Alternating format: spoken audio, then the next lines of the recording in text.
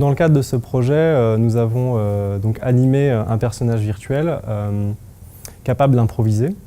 Donc pour ça, nous l'avons programmé avec un moteur qui s'appelle un automate à état. Donc le principe, c'est que le personnage peut avoir plusieurs rôles. Il est un peu schizophrène, donc soit il peut nous imiter, soit il peut proposer un geste capturé sur un acteur au préalable, sur un acteur réel, soit générer un geste complètement aléatoire, ou soit tout simplement avoir une animation d'attente. C'est ce qu'on a souvent aussi dans les jeux vidéo. C'est un personnage qui, tant qu'on n'intervient pas, est en situation d'attente, donc regarde autour de lui. Voilà. Donc dans le cadre de ce projet, ce que nous avons fait, c'est que notre personnage virtuel ici, notre agent ici, a 4 comportements de base. Donc c'est les 4 comportements que je viens de décrire. Donc l'animation d'attente, idle en anglais, l'imitation, générer un geste aléatoire ou générer un geste capturé sur un acteur au préalable. Et donc ce que nous avons programmé ici, c'est un algorithme où l'idée c'est de capturer en temps réel avec une caméra Kinect. Donc en fait on fait de la motion capture sur un sujet, un personnage.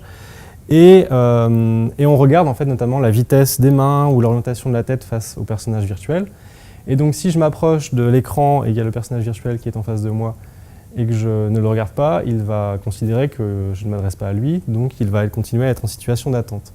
Et si je m'adresse à lui en étant face à lui et que je commence à lui faire un geste, là on peut détecter du coup les mouvements du spectateur et commencer à déclencher les différents comportements du personnage virtuel.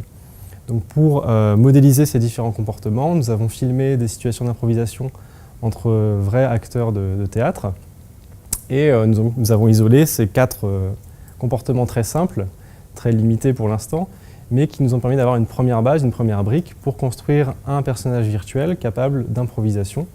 Et donc le challenge pour nous, c'était de permettre au spectateur d'approcher l'œuvre, d'avoir un personnage qui réagisse et de nourrir cette improvisation, qu'elle puisse durer quelques secondes, quelques minutes.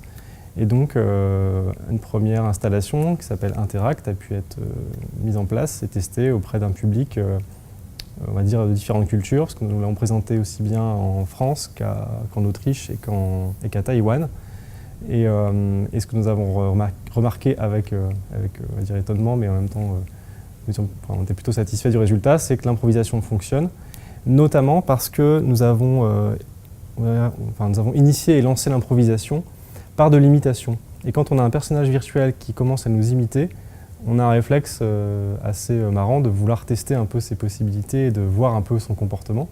Et du fait de commencer à jouer avec ce personnage qui est en miroir, qui d'un coup va prendre sa propre liberté, ça crée de l'étonnement et ça permet de nourrir du coup cette improvisation et de la lancer. Donc c'est l'un des résultats en fait, intéressants pour nous dans l'esthétique de ce projet.